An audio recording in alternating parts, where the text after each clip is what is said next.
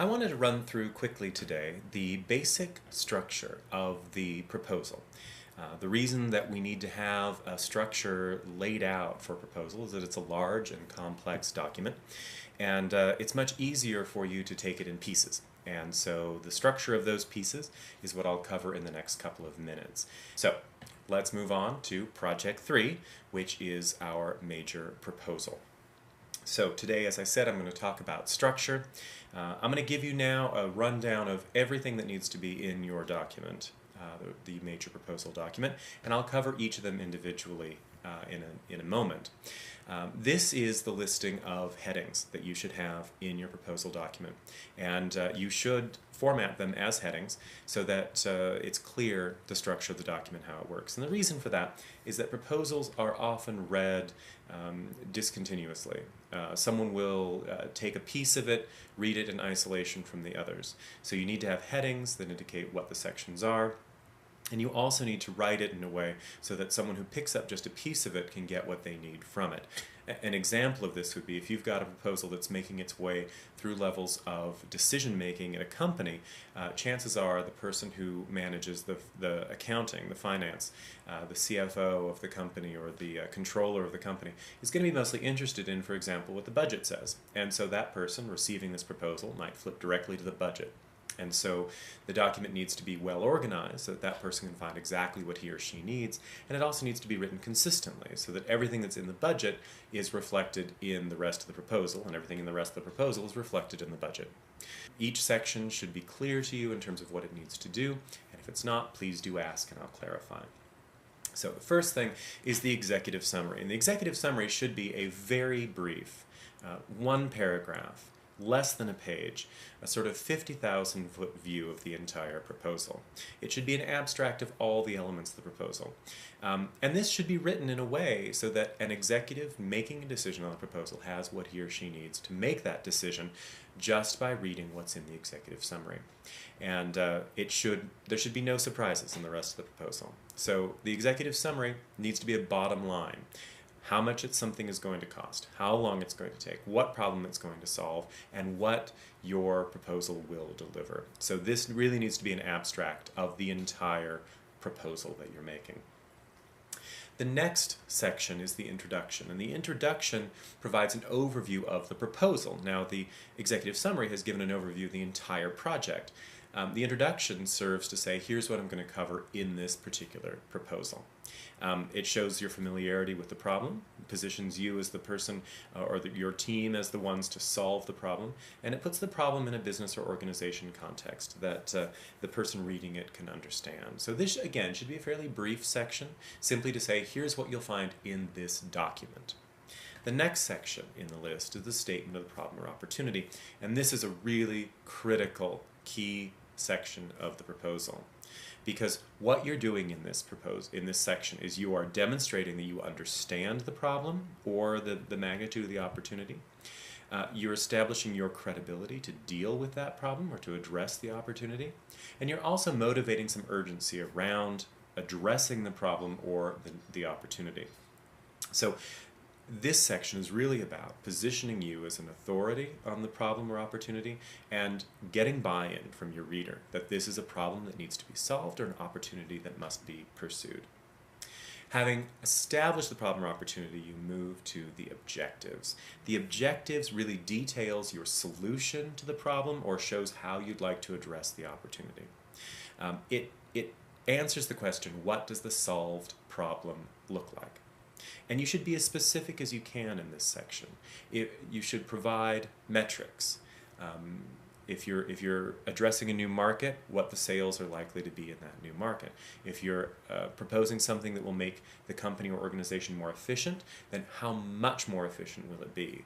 Talk about percentage of increase in sales or percentage decrease in costs or number of hours saved in a particular process or new customers added.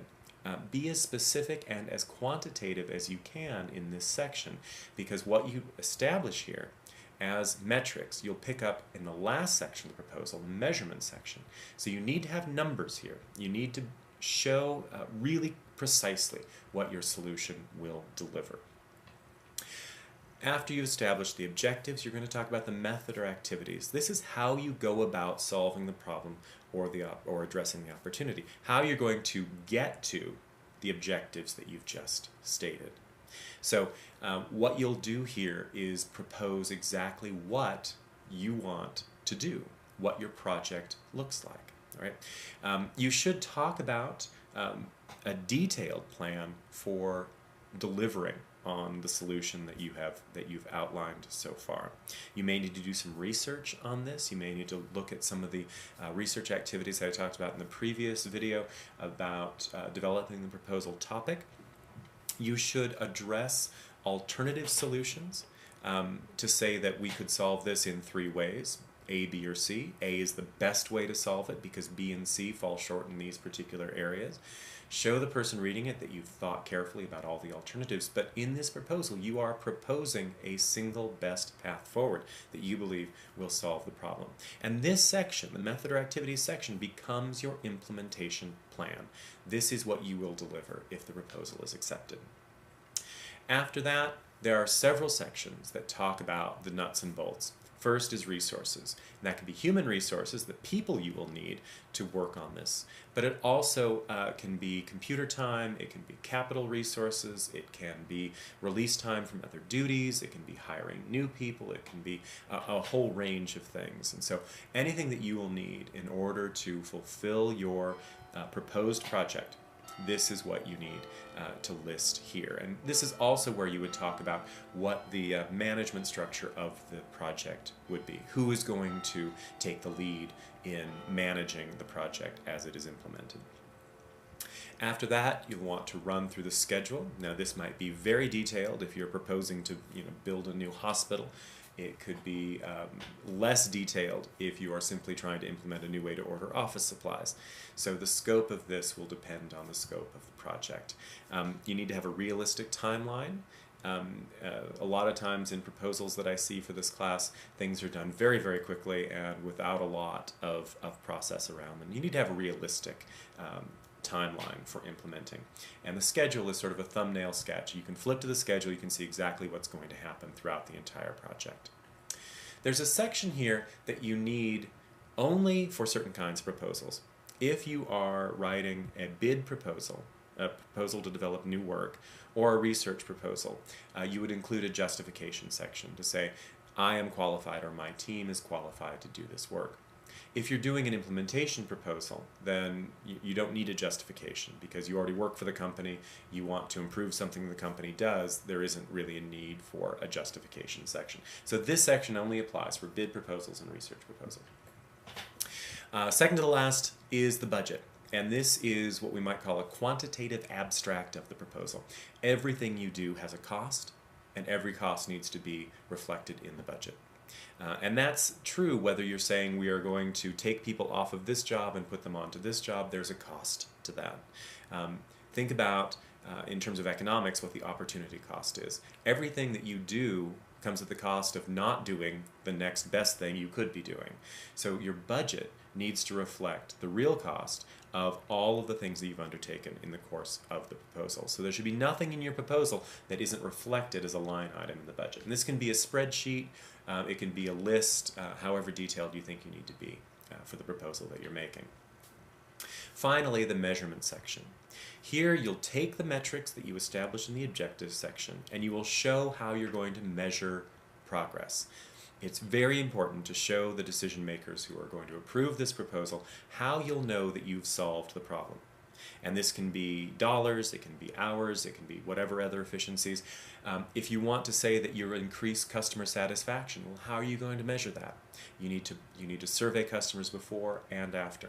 So everything that you say you're going to deliver, you need to have a way to measure and how you're going to make that measurement happen. All right? Again, if you've got any questions about any of these sections or how the proposal needs to be structured, please drop me a note immediately and I will clarify. The proposal is a sort of centerpiece for this entire course and we need to be clear on how it needs to be written. So please drop me an email at any time. Otherwise, I look forward to seeing what you come up with. Thanks.